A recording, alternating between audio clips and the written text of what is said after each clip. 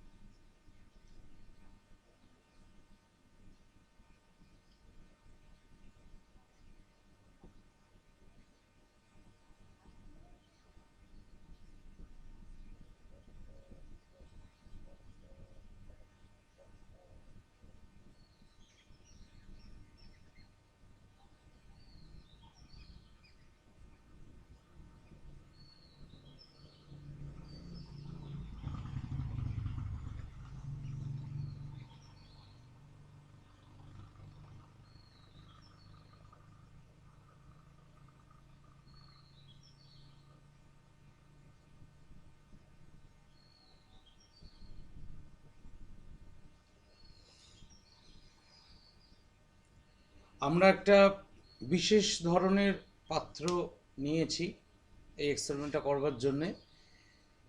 এটা একটা বলতে পারো গোটা সিলিন্ডার। এই গোটা সিলিন্ডারটা মধ্যে বিশেষত হচ্ছে দুটো জায়গায় গর্ত করা আছে। এখানে একটা গর্ত করা আছে, এখানে একটা গর্ত করা আছে। গর্তের মুখগুলো কর্ক দিয়ে আটকানো, এবং সেই কর্কের মধ্যে আবার গর্ত করে টাইট হয় যাতে দুটো থার্মোমিটার প্রবেশ করানো আছে। আর এই পাত্রের মাঝ বরাবর, অর্থাৎ ঠিক সেন্টার এরকম অঞ্চলে, সেন্ট্রাল অঞ্চলে একটা বাইরে ব্যালকনি মতো একটা পাত্র লাগানো আছে। ঠিক যেরকম দোতলা বাড়িতে অনেক সময় ঝুল বারান্দা থাকে, সেরকম একটা ঝুল বারান্দা লাগানো আছে যেখানে তুমি কিছু জিনিস চাইলে রাখতে পারো। এই রকম ধরনের একটা কন্টেনার হোপ ব্যবহার করেছিলেন। এইটাকে তাই জন্যে হোপস এক্সপেরিমেন্টও বলা হয়।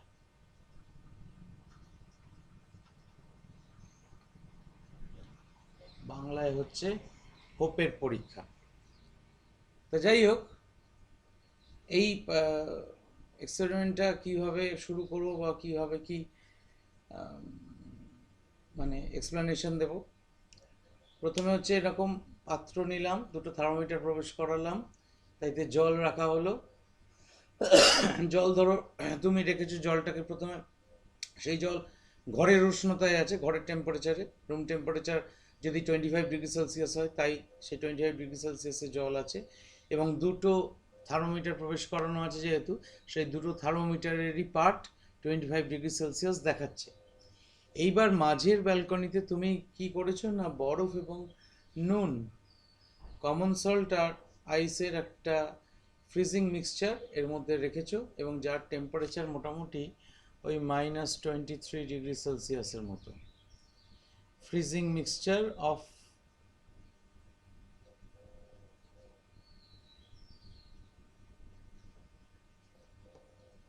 Salt and ice. সল্ট মানে কমন সল্ট। এর টেম্পারেচারটা প্রায় -23°C হয়ে যায়। এবার কি করবে না, এবার এর সংস্পর্শে যে জায়গাটায় জল আছে এর ভিতরটায় সেই জলটাকে ঠান্ডা করবে। সেই জলের তাপমাত্রা ইনিশিয়ালি দুটো থার্মোমিটারের পার্ট কত ছিল, আমরা একটা কাজ করি, আমরা T1 আর T2 এই দুটো থার্মোমিটারের পার্টগুলো সেলসিয়াস স্কেলে লিখতে থাকি। প্রথমে ধরো দুটোরই পার্ট হচ্ছে 25°C at the start of the experiment, ঘরের উষ্ণতা, এটাই হচ্ছে রুম টেম্পারেচার। এরপর আমি তাপমাত্রা মানে এখানে ফ্রিজিং মিক্সচার দেওয়ার পর কি হবে না, এই জায়গাকার জলটা ঠান্ডা হবে। জলটা ঠান্ডা হলে আমি দেখতে পাবো, আমার অবজারভেশনটা বলি, আমার অবজারভেশনটা হচ্ছে, আমি এক্সপ্লেনেশনটা পরে আসছি, আগে অবজারভেশনটা বলি। দেখবো যে T2 টেম্পারেচার কমছে, T1 কিন্তু অপরিবর্তিত আছে, T1 রিমেন্স আনচেঞ্জড, অর্থাৎ T1 25°C আছে, T2 হয়তো 20°C হলো। তারপরে আরও খানিকক্ষণ বাদে T2টা 15°C হলো, আরও খানিকক্ষণ বাদে এটা 10°C হলো, আরও খানিকক্ষণ বাদে দেখা যাবে এটা 5°C হলো, আরও খানিকক্ষণ বাদে দেখতে পাবো এটা 4°C হলো। এরপর আর কিন্তু T2 কমছে না, তখন T1 কমতে থাকছে, 20° হলো, এটা 4°C রয়ে গেল।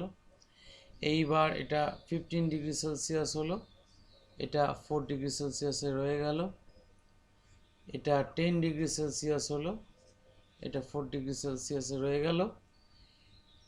এরপরেও যদি আমরা আরও যাই তাহলে দেখবো হয়তো 5°C হয়ে গেল, এদিকটা 4°C রইল, এমনকি এটা 4°C যখন হলো এটাও 4°C রইল, এটা 3 হলো, এখানে 4°C রইল, এখানে একবারে 1°তে চলে যাই, 1°C হলো, এটা তখনও 4°C রইল, এটা 0 হয়ে গেল, তখন এটা 4°C রইল, এমনকি এখানে আইস দেখা গেল, তখন এটা 4°C রইল। এই ঘটনাটা লক্ষ্য করা যাবে। এটা হচ্ছে অবজারভেশন। এই যে আমাদের দুটো থার্মোমিটারের যে রিডিং, এই দুটো থার্মোমিটারের রিডিংটা হচ্ছে আমাদের অবজারভেশন। এবার আমার কাজ হচ্ছে এই অবজারভেশনের পিছনে কারণটা কি সেটা ব্যাখ্যা করা। সেটা এবার দেখি। দেখো, প্রথমে এই জলটা ঠান্ডা হচ্ছিল, এই জায়গাকার জলটা, উপরেরটাও নয় তলারটাও নয়, এই জলটা ঠান্ডা হয়ে ভারী হয়ে যাচ্ছিল, ডেন্স হয়ে যাচ্ছিল, ফলে সেই ভারী জলটা নিচের দিকে নামছিল, এবং ভারী জল বুঝতেই পারছো এইটা থেকে ঠান্ডা, ফলে এই যে থার্মোমিটার T2 তার রিডিং কমছিল। T1 এর কোনো তাতে প্রভাব পড়েনি, এইখান থেকে ঠান্ডা জল ভারী হয়ে গিয়ে নিচের দিকে নামছে, এখানকার তুলনামূলকভাবে গরম জল উপরে যাচ্ছে, দিয়ে আবার সেটা ঠান্ডা হয়ে নিচে নামছে, ফলে এইটুকুর মধ্যে একটা কনভেকশন চলছিল, বাংলা যেটাকে বলা হয় পরিচলন চলছিল। কোনটুকু জায়গার মধ্যে? এইটুকু জায়গার মধ্যে। এবার কতক্ষণ ধরে না, এই যে T2 কমছে 25, 20, 15, 10, 5, 4 অবধি যখন কমে গেল, তারপর দেখা গেল T2 আর কমছে না। এটা কি ইন্ডিকেট করে না, 4°C উষ্ণতায় জলটা সবচেয়ে বেশি ঘন বা জল সবচেয়ে বেশি ভারী, সেই জন্যে সেই জলটা আর নিচে নামছে না, মানে যা নিচে নামার যে জলটা 4°C উষ্ণতা এখানে রয়ে গেল, সেটাই তো সবচেয়ে ভারী, তাহলে সেটাকে সরিয়ে ওর চেয়ে আরও ভারী জল কেউ নিচে নামার মতো নেই। তখন এই গোটা জায়গাটা জলের তাপমাত্রা 4 ডিগ্রি সেলসিয়াস রয়ে গেল। এইবার এ তো ঠান্ডা করছে, তো -23-এ আছে, তাহলে এই ঠান্ডা করতেই থাকছে। তাহলে এই ঠান্ডা করতে করতে কি করবে না, এ তখন কন্ডাকশন প্রসেসে, সামান্য পরিমাণ তো কন্ডাকশন হয়ই, সামান্য পরিমাণ কন্ডাকশন প্রসেসে এই স্থানের জলটাকে 25 থেকে তাপমাত্রা তখন কমাতে শুরু করলো। এই আশপাশের জল কমালো, তারপরে সেইটা কন্ডাকশন প্রসেসে এই আশপাশের জলটাকে ঠান্ডা করলো, করতে করতে T1টা ধীরে ধীরে 25-এর পর 20, 20-র পর 15 এইভাবে কমতে লাগলো। কমতে কমতে একটা সময় আসবে দুজনেই তাহলে 4 ডিগ্রি সেলসিয়াস দেখাবে, T1 T2 সমান হয়ে গেল। তাহলে সেই তাপমাত্রায় নিশ্চয়ই তাহলে সমস্ত পাত্রের জলটাই ম্যাক্সিমাম ডেন্সিটি বা সর্বোচ্চ ঘনত্বযুক্ত হয়ে রইল। তাহলে এই উপরে সর্বোচ্চ ঘনত্বযুক্ত জল নিচে নামতে পারছে না, কারণ নিচেও সেই একই ঘনত্বযুক্ত জল রয়েছে, একই ডেন্সিটি যুক্ত। তাহলে সেই কন্ডাকশন প্রসেসে অর্থাৎ পরিবহন পদ্ধতিতেই এই স্থলের জল, এই স্থানের জল আরও ঠান্ডা হতে লাগলো। 4-এর পর 3 হলো, 3-এর পর 1 হলো, 1-এর পর 0 হলো। এরপরে দেখা গেল এইখানে আস্তে আস্তে বরফ ভাসছে এই জলের মধ্যে, কিন্তু তবুও এই থার্মোমিটার রিডিং 4 ডিগ্রি সেলসিয়াসে ফিক্সড। এইখানে কিন্তু তার মানে জলের উষ্ণতা 4 ডিগ্রি সেলসিয়াসই আছে। এই পরীক্ষাটা থেকে কি বোঝা যায়? এই পরীক্ষাটা থেকে বোঝা যায় যে জলের ঘনত্ব 4 ডিগ্রি সেলসিয়াসে ম্যাক্সিমাম। হ্যাঁ, 3-এ বা 1-এ বা 0-তে 4 ডিগ্রি সেলসিয়াসের মতো সমান ঘনত্ব কিনা সেটা অবশ্য বোঝা যায় না। কারণ ধরো আমি যদি মনে করি যে 4-এর পর 3 ডিগ্রি সেলসিয়াস উষ্ণতা এবং 1 ডিগ্রি সেলসিয়াস উষ্ণতা, এই উষ্ণতাতে জলের ঘনত্ব ওই 4 ডিগ্রি সেলসিয়াসের যা ঘনত্ব তার সঙ্গে সমান রইল, অপরিবর্তিত রইল, সেটা কেউ যদি মানে প্রশ্ন করে যে এই পরীক্ষা থেকে কী করে বুঝবো, সেটা এই পরীক্ষা থেকে বোঝা যাবে না। কারণ যদি একই ঘনত্বযুক্ত হয় উপরের জল নিচে নামবে না, সহজ কথা। একটা জিনিস বুঝতে পারছি, 4 ডিগ্রি সেলসিয়াস উষ্ণতায় জলের ঘনত্বটা সর্বাধিক। তবে আমরা একটা এখানে যুক্তি ব্যবহার করব। সেই যুক্তিটা কি? সেই যুক্তিটা হচ্ছে যে যে কোনো প্রকার পদার্থ তার তাপমাত্রার পরিবর্তন ঘটালে ঘনত্বের পরিবর্তন ঘটে জানি। তাহলে 4 ডিগ্রি সেলসিয়াসের যা ঘনত্ব, 3-এ নিশ্চয়ই অন্য কিছু ঘনত্ব হবে, এটাই বিধেয়। তবে একটা জিনিস এখান থেকে আমরা কনক্লুশন ড্র করতে পারি যে 3-এর যা ঘনত্ব, 3 ডিগ্রি সেলসিয়াস বা 2 ডিগ্রি সেলসিয়াস বা 1 ডিগ্রি সেলসিয়াস, এই উষ্ণতাগুলোতে জলের যা ডেন্সিটি সেটা নিশ্চয়ই 4-এর বেশি নয়, তাহলে সেই জলটা ভারী হয়ে গিয়ে নিচের দিকে নামতো। তাহলে 4-এর সমান যদি আমি মানে তর্কের খাতিরে ধরে নিই যে তাপমাত্রা পরিবর্তন হলে ঘনত্বের পরিবর্তন হবেই, তাহলে 4-এর বেশি যদি না হয়, তাহলে 4 নিশ্চয়ই 4-এর যা ঘনত্ব সেই ঘনত্ব 3-এ থাকবে না বা 2-এ থাকবে না বা 1-এ থাকবে না। তাহলে কি হবে না, নিশ্চয়ই তাহলে 3-এর ঘনত্ব, 3 ডিগ্রি সেলসিয়াসে জলের ঘনত্ব বা 2 ডিগ্রি সেলসিয়াসে জলের ঘনত্ব হচ্ছে 4 ডিগ্রি সেলসিয়াস উষ্ণতায় জলের ঘনত্বের থেকে কম, ডেন্সিটিটা কম। এখান থেকে আরেকটা জিনিসও প্রমাণ হয় এই পরীক্ষাটি থেকে। সেই জিনিসটা হচ্ছে জল হচ্ছে তাপের কুপরিবাহী পদার্থ। কুপরিবাহী যদি না হতো তাহলে উপরে বরফ ভাসছে, তলার জলটা 4 ডিগ্রি সেলসিয়াস উষ্ণতায় কিন্তু ফিক্সড থাকতে পারতো না। ফিক্সড আছে তার কারণ হচ্ছে যে নিশ্চয়ই তোমার তাপটা সঞ্চালিত হচ্ছে, সামান্য পরিমাণ তো তাপ সবসময় কন্ডাক্টেড হবেই, কিন্তু সেই কন্ডাক্টেড হিটের পরিমাণটা খুব কম, এই আর কি। এই হচ্ছে হোপস এক্সপেরিমেন্ট। এই হোপস এক্সপেরিমেন্ট থেকে আমরা তাহলে জলের ঘনত্বের একটা গ্রাফ আঁকতে পারি। ধরো তোমার এদিকটা হচ্ছে 0 ডিগ্রি সেলসিয়াস, এইখানে হচ্ছে ধরো 100 ডিগ্রি সেলসিয়াস, যদিও নট টু স্কেল হবে, আর একটু ধারে করে দিই বরঞ্চ। এই মনে করো এখানটা মনে করো 100 ডিগ্রি সেলসিয়াস, এদিকটা হচ্ছে তার মানে টেম্পারেচার প্লট করা হচ্ছে এই পাশটায়। এইটা হচ্ছে 1, এই দিকটা আমার ডেন্সিটি, এদিকটা ডেন্সিটি প্লট করছি, ঘনত্ব প্লট করছি। এইখানটা হচ্ছে 1 গ্রাম পার সিসি, এই লেভেলটা। তাহলে 1টা হচ্ছে সর্বোচ্চ ঘনত্ব। তাহলে এইটা যদি 4 ডিগ্রি সেলসিয়াস হয়, তাহলে 4 ডিগ্রি সেলসিয়াস উষ্ণতায় ঘনত্বটা সর্বোচ্চ 1 গ্রাম পার সিসি তার ভ্যালু। তার চেয়ে অন্য তাপমাত্রায় জলের ঘনত্ব কিন্তু অপরিবর্তিত থাকে, অর্থাৎ এইরকম টাইপের একটা গ্রাফ পাবো।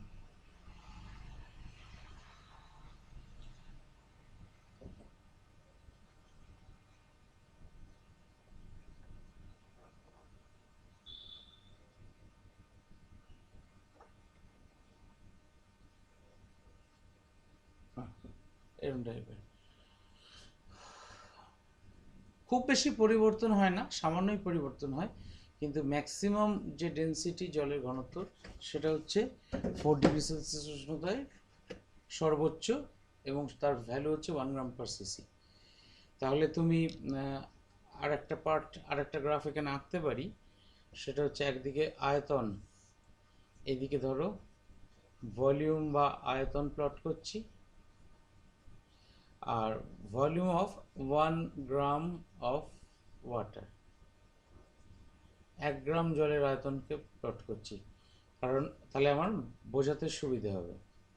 1 গ্রাম অফ ওয়াটারের আয়তন হচ্ছে 4 ডিগ্রি সেলসিয়াস উষ্ণতায়, তার মানে সবচেয়ে কম আয়তন, ঘনত্ব সবচেয়ে বেশি মানে আয়তন সবচেয়ে কম। এইদিকে তাপমাত্রা প্লট করছি, এই হচ্ছে ধরো 0 ডিগ্রি সেলসিয়াস, এই হচ্ছে আমার ধরো 100 ডিগ্রি সেলসিয়াস। তাহলে এইখানে যদি আমার এরম জায়গায় ধরো এইটা হচ্ছে 1 cc, এটা হচ্ছে 1 cc লাইন, 1 গ্রাম জলে 4 ডিগ্রি সেলসিয়াস উষ্ণতায় ঘনত্ব কত না 1 cc। তাহলে হচ্ছে অন্যান্য তাপমাত্রায় 4 ডিগ্রি ছাড়া অন্যান্য তাপমাত্রায় 0 বলো, 1 বলো, 2 বলো, বা ওদিকে 4-এর থেকে বেশি যে তাপমাত্রাগুলো আছে যেমন 5, 6, 7, 8, এইগুলোর ক্ষেত্রে আয়তন তার মানে 1 cc-র চেয়ে বেশি হবে। এটা তার মানে 4 ডিগ্রি সেলসিয়াস উষ্ণতা যদি মনে মনে ভাবি, তাহলে এর ক্ষেত্রে গ্রাফটা আসবে এরকম টাইপের। ওইটাই হচ্ছে এই রকম, আর এইটাই হচ্ছে এইরকম, অর্থাৎ 4 ছাড়া অন্যান্য যে কোনো উষ্ণতায় আয়তনটা বেশি, 1 cc-র চেয়ে বেশি। এই হলো তোমাদের হোপের পরীক্ষা। এবার বলো প্রশ্ন যদি কিছু থাকে।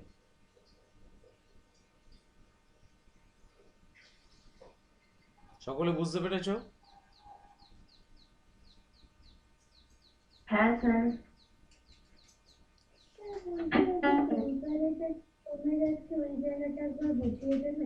এইটা টেম্পারেচারটা T2 না T1 এর? T2 বলছো না? আচ্ছা T2, বেশ। দেখো প্রথমে এখানে -23 ডিগ্রি সেলসিয়াস রাখা আছে, তো এখানে আমরা ফ্রিজিং মিক্সচার নিয়েছি, বরফ গোলা জল, মানে ওই বরফ গোলা জল নয়, ওই হিম মিশ্রণ বলে বাংলায়, তার টেম্পারেচার হচ্ছে -23 ডিগ্রি সেলসিয়াস। সেই হিম মিশ্রণের সংস্পর্শে যে জলটা আসছে সেই জলের তাপমাত্রা কমছে এবং জলটা আস্তে আস্তে ঘন হচ্ছে। যখনই ঘন হবে সেটা ভারী হবে, সেটা তলার দিকে নামবে, T2 রিডিংটা চেঞ্জ হবে, but T1 will not change, T1 fixed রয়ে যাবে।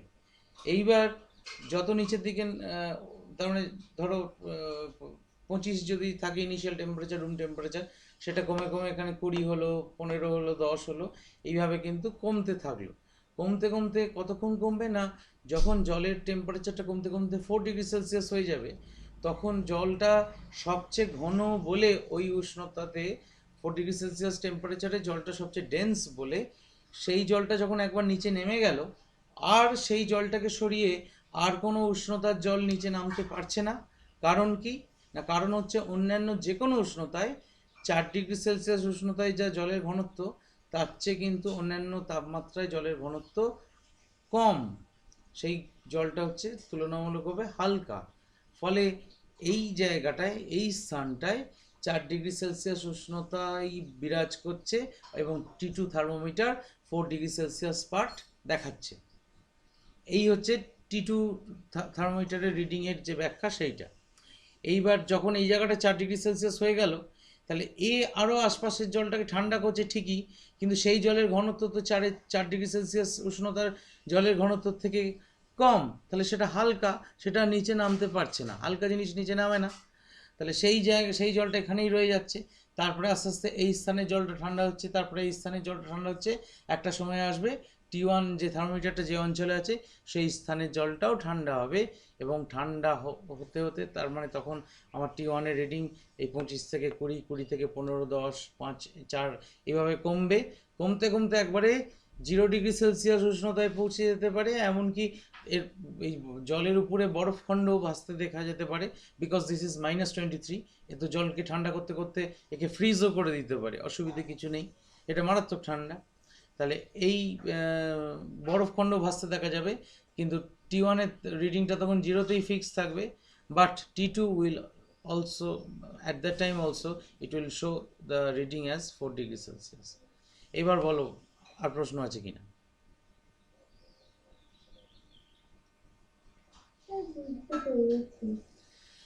বেশ, আর কারোর? আচ্ছা, আমরা নেক্সট যে বিষয়টিতে ঢুকবো, এখানটা মুছে দিচ্ছি, সেই বিষয়টা হচ্ছে তোমার হিউমিডিটি, এবং সেখান থেকে আসবো রিলেটিভ হিউমিডিটি, এবং রিলেটিভ হিউমিডিটির পর আরও একটা জিনিস পড়বো, সেটা হচ্ছে ডিউ পয়েন্ট। তবে হিউমিডিটি পড়ার আগে একটা জায়গা আমরা একটু আলোচনা করে নেব, সেটা হচ্ছে স্যাচুরেটেড ভেপার, আনস্যাচুরেটেড ভেপার, বাংলায় যেটাকে বলা হয় সম্পৃক্ত বাষ্প, অসম্পৃক্ত বাষ্প। এই জায়গাটা মানেটা কি? একটা জিনিস দেখো, সম্পৃক্ত বাষ্প, স্যাচুরেটেড ভেপার আর আনস্যাচুরেটেড ভেপার। ভেপার বলতে গেলে আমরা ওয়াটার ভেপারই ভাববো, অন্য যে কোনো লিকুইডেরই ভেপার হতে পারে। We are not at all interested with those vapours. Kerosene vapour হতে পারে, পেট্রোল ভেপার হতে পারে, অ্যালকোহল ভেপার হতে পারে, সবগুলোরই ভেপার হতে পারে, যে কোনো লিকুইডেরই ভেপার হতে পারে। যেমন সেই মার্কেরি ভেপার পাওয়া যায় ওই আমাদের ব্যারোমিটারের যে টরিসেলিয়ান ভ্যাকুয়াম, অর্থাৎ টরিসেলীয় শূন্যস্থান, সেই অঞ্চলে মার্কারি ভেপারও সামান্য পরিমাণে পাওয়া যায়। মার্কারি অত ভারী ধাতু, তা সত্ত্বেও কিন্তু মার্কারি ভেপার পাওয়া যায়। তা সেসব ছেড়ে দিলাম, আমরা ভেপার বলতে এখানে ওয়াটার ভেপার নিয়ে আলোচনা করব। ওয়াটার ভেপার, এই ওয়াটার ভেপার কতটা উপস্থিত থাকবে বায়ুতে, এর একটা ম্যাক্সিমাম বা সর্বোচ্চ মান আছে, which depends upon the temperature. অর্থাৎ কোনো স্থানের বায়ুতে 10 গ্রাম জল থাকবে না 15 গ্রাম জল থাকবে, মানে জল বর্ণে জলীয় বাষ্প থাকবে, সেটা কিন্তু তার সেটা ঠিক করে দেয় কি না টেম্পারেচার অফ দ্যাট প্লেস, ওই স্থানের তাপমাত্রা কত, সে আমাকে বলে দেয় যে এখানে কত সবচেয়ে বেশি কত পরিমাণ জলীয় বাষ্প থাকতে পারে। যদি কোনো নির্দিষ্ট তাপমাত্রায়, কোনো নির্দিষ্ট টেম্পারেচারে সবচেয়ে যত পরিমাণ জলীয় বাষ্প থাকতে পারে ততটাই যদি থাকে, তাহলে বলবো যে ওই স্থানের বায়ু ওয়াটার ভেপার দ্বারা স্যাচুরেটেড বা জলীয় বাষ্প দ্বারা সম্পৃক্ত। আর যদি তার চেয়ে কম থাকে, অর্থাৎ যতটা থাকলে সম্পৃক্ত হতো তার চেয়ে যদি কম থাকে, তাহলে আনস্যাচুরেটেড। অর্থাৎ তোমার পেটে যতটা খাবার ধরে তুমি ততটাই খেয়েছো, পেট একদম সম্পৃক্তভাবে ভর্তি, কিন্তু যতটা খাবার ধরে ততটা খাওনি, খানিকটা খেয়েছো, তাহলে তুমি তখন অসম্পৃক্ত, তুমি মানে আনস্যাচুরেটেড স্টেটে আছো। এইবার এই সম্পৃক্ত বাষ্প যে চাপ দেয় সেটাকে বলা হয় সম্পৃক্ত বাষ্পচাপ, আর অসম্পৃক্ত বাষ্প যে চাপ দেয় সেটাকে বলা হয় অসম্পৃক্ত বাষ্পচাপ। ইংরেজিতে সম্পৃক্ত বাষ্পচাপকে বলা হয় স্যাচুরেটেড ভেপার প্রেশার, আর অসম্পৃক্ত বাষ্পচাপ হচ্ছে আনস্যাচুরেটেড ভেপার প্রেশার। তো এই ক্ষেত্রে একটা কথা বলার আছে, সেটা হচ্ছে সম্পৃক্ত বাষ্প চাপ, তোমাদের বইতে হয়তো সম্ভবত কোনো একটা বইতে আমি যেন দেখছিলাম, ইনফরমেশনটা একটু মিসলিডিং আছে। তোমরা আমি যেটা বলছি সেটা আগে মন দিয়ে শোনো, যে অসম্পৃক্ত বাষ্প কিন্তু গ্যাসের সূত্র মেনে চলে। গ্যাসের সূত্র কি না, গ্যাসের সূত্র এখনো পড়োনি সেইভাবে। গ্যাসের সূত্র তোমাদের 10ম শ্রেণীতে আছে, ক্লাস 10-এ আছে, বয়েলস ল, চার্লস ল ইত্যাদি এই সমস্ত সূত্রগুলো আছে।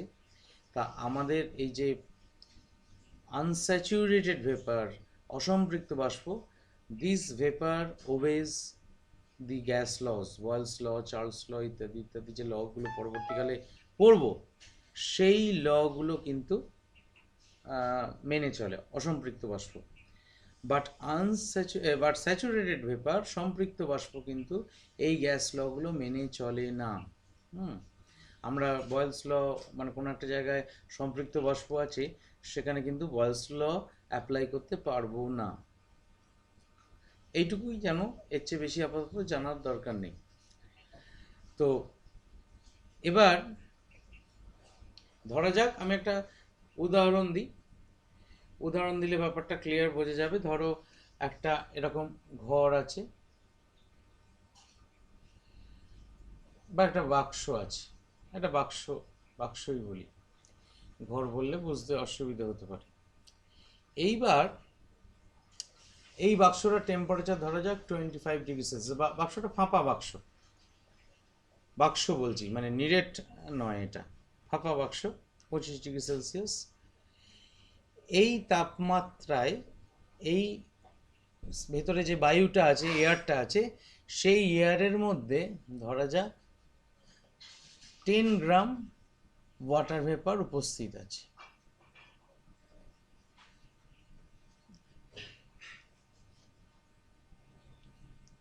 তুমি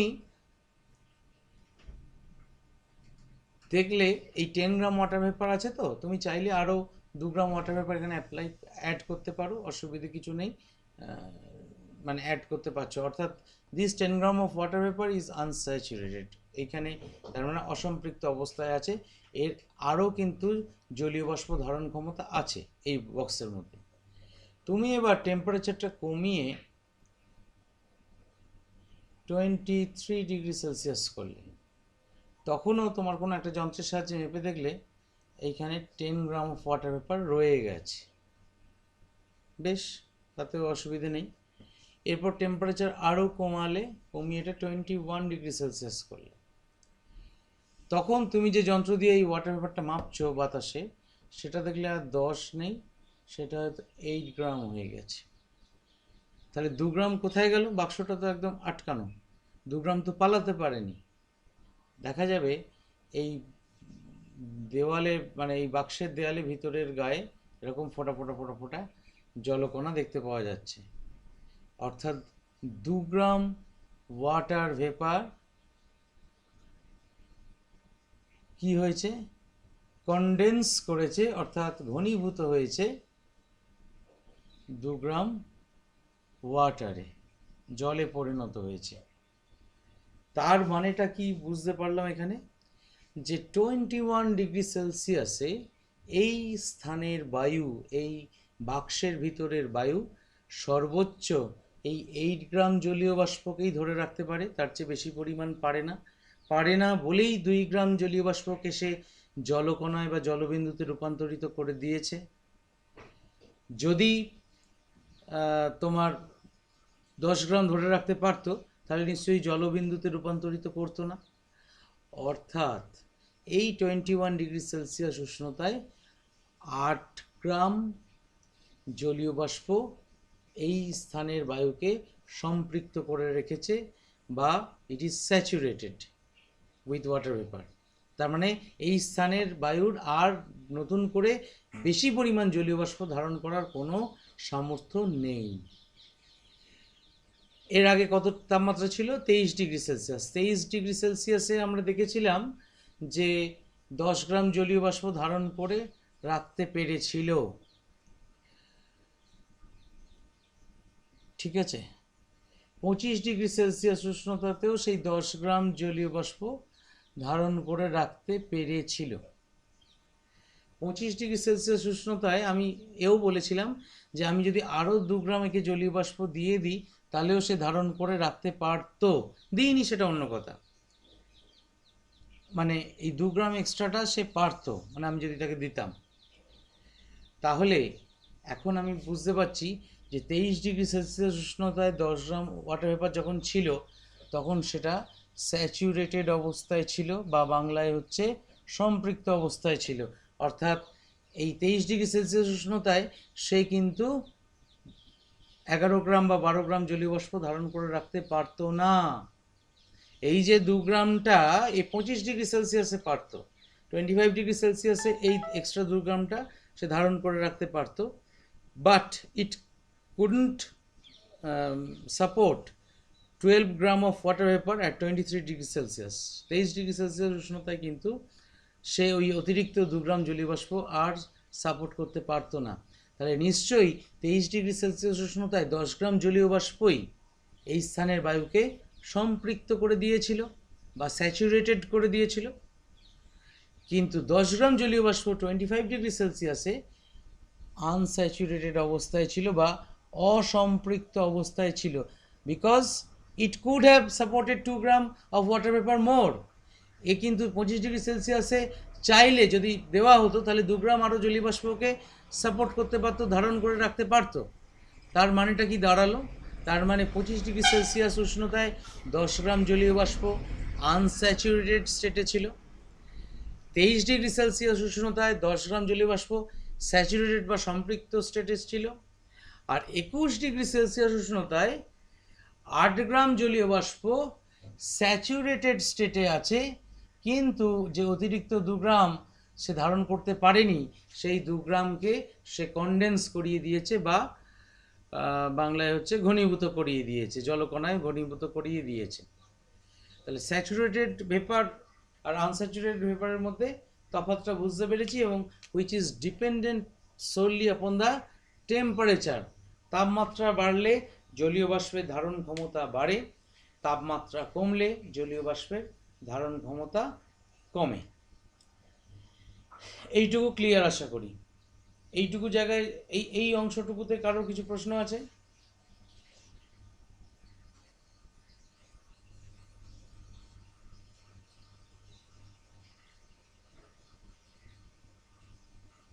বেশ, কারো কোনো প্রশ্ন নেই, আমরা পরের অংশে চলে যাই। পরের অংশে দেখো,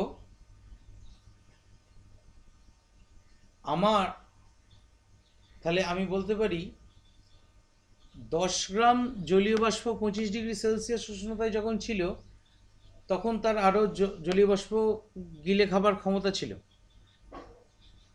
আমি তাপমাত্রাটা 23 করলাম, সে এখন টইটুম্বুর হয়ে গেল, মানে আর তার গিলে খাওয়ার ক্ষমতা রইল না, তার যতটা ক্ষমতা ততটাই আছে।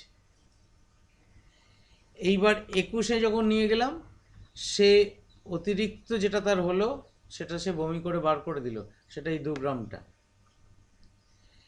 এরপর আমরা একটা টার্ম ডিফাইন করব, সেটাকে বলা হয় শিশিরাঙ্ক, ইংরেজিতে বলা হয় ডিউ পয়েন্ট।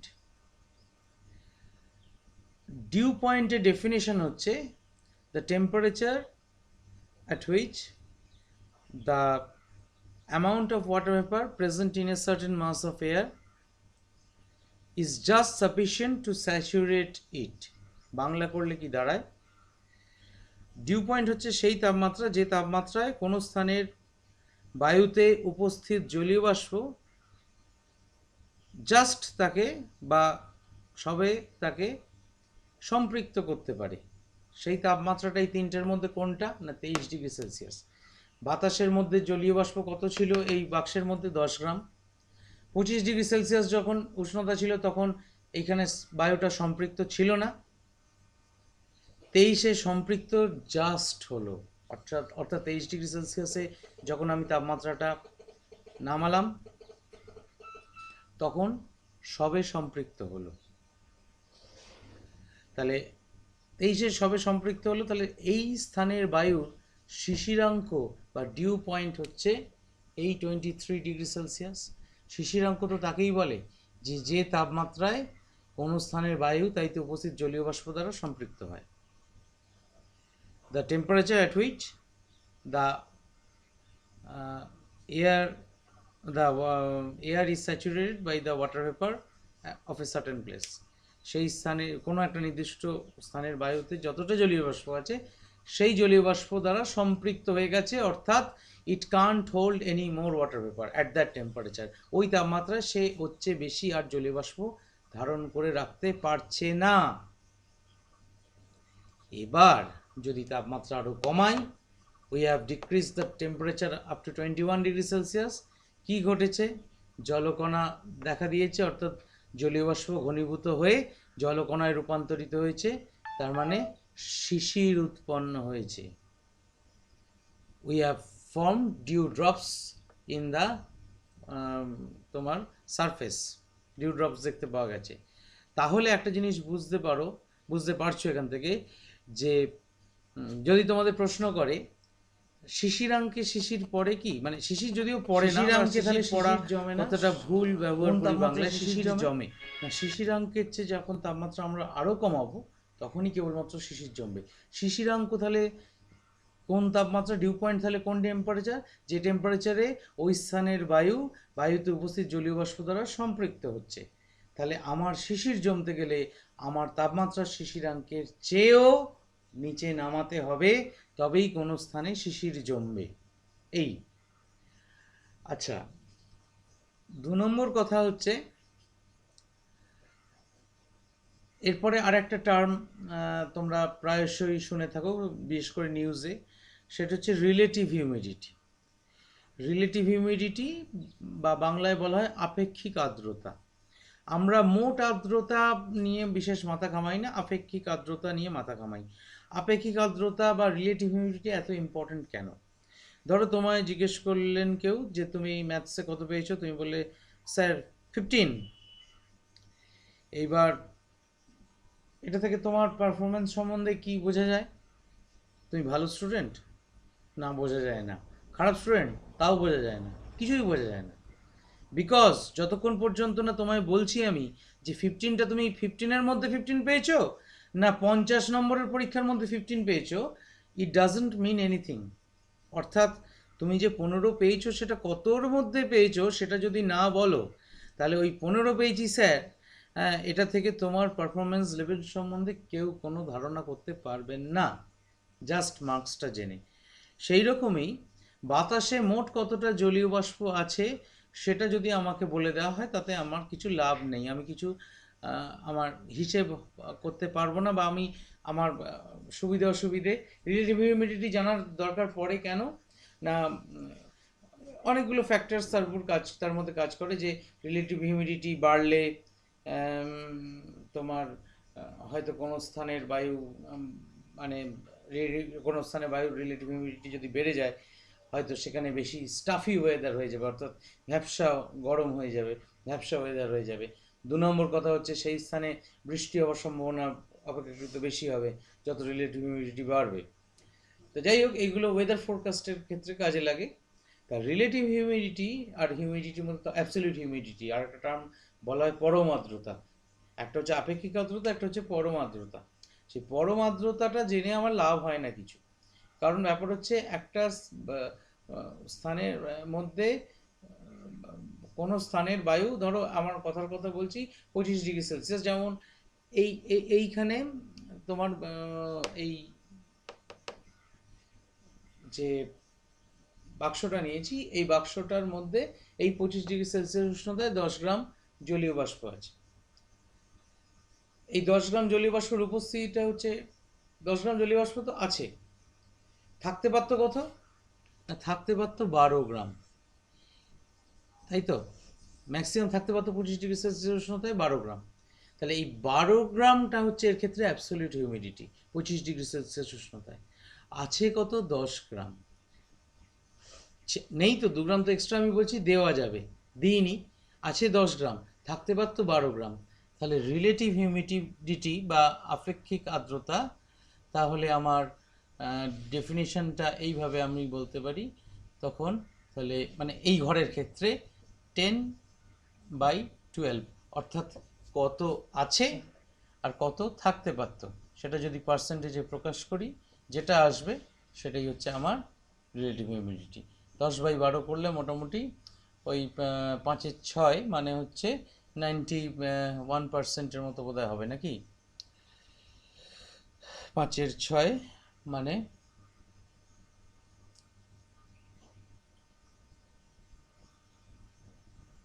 এক সেকেন্ড,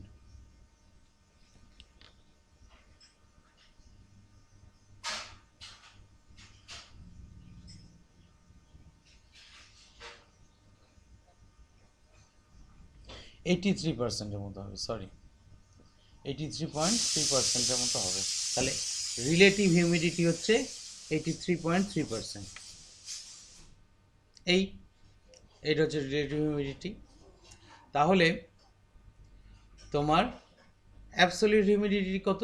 না, অ্যাবসলিউট হিউমিডিটি সবসময় কিন্তু 100%, অর্থাৎ সবচেয়ে বেশি কতটা ও জলীয় বাষ্প ধারণ করে রাখতে পারবে সেটা নিশ্চয়ই বুঝতেই পারছো, 100%। মানে যতটা থাকার কথা ততটাই যদি আমি ভাবি, সেই সবচেয়ে বেশি থাকার কথা বা সবচেয়ে বেশি থাকতে পারার ক্ষমতা কতটা, না সেটাই তো। তার মানে কোনো একটা সিস্টেমে তুমি একটা পরীক্ষায় 100 নম্বরের পরীক্ষায় সবচেয়ে বেশি নম্বর কত পাবো, কি পেতে পারো?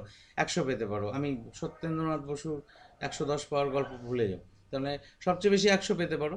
তাহলে সেটা তার মানে আমার অ্যাবসলিউট হিউমিডিটি, সেটাই হচ্ছে চরম মান, অর্থাৎ তার চেয়ে বেশি আমি পেতে পারি না। অর্থাৎ 25 ডিগ্রি সেলসিয়াস উষ্ণতায় সবচেয়ে বেশি থাকতে পারতো 12 গ্রাম। এটাই হচ্ছে আমার অ্যাবসলিউট হিউমিডিটি। তাহলে রিলেটিভ হিউমিডিটি মানে যেটা আছে আর যেটা সবচেয়ে বেশি থাকতে পারে, এই দুটোর রেশিও যখন আমরা পার্সেন্টেজে প্রকাশ করব, that is my relative humidity. এই রিলেটিভ হিউমিডিটি যত বাড়বে তত তার মানে ভ্যাপসা গরম বাড়বে এবং বৃষ্টি হওয়ার সম্ভাবনা তত বাড়বে। আর শীতকালে এই রিলেটিভ হিউমিডিটি অপেক্ষাকৃত কমে যায়, ফলে তখন ভ্যাপসা ওয়েদার চলে যায়, বুঝতেই পারো। আর শীতকালে ড্রাই ওয়েদার, এত রিলেটিভ হিউমিডিটি কম হয় যে আমাদের গায়ের হাত পা চামড়া ইত্যাদি ফেটে যায়, আমাদের তখন ময়েশ্চারাইজার ইত্যাদি ব্যবহার করতে হয়।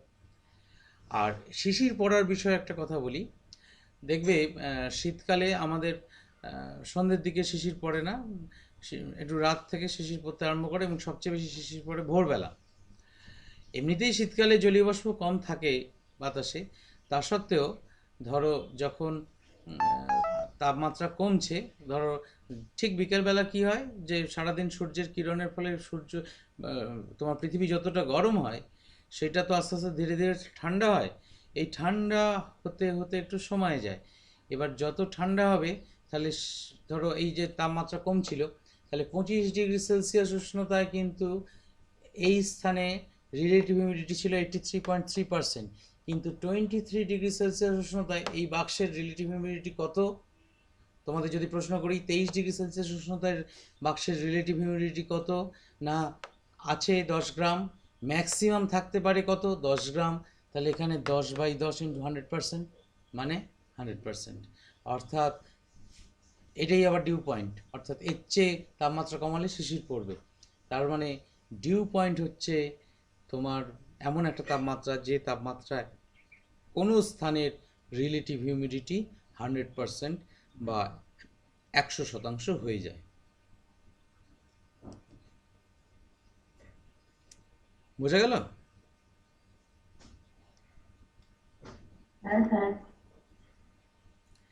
বেশ, তোমাদের বইতে বোধহয় এইটুকুই আছে।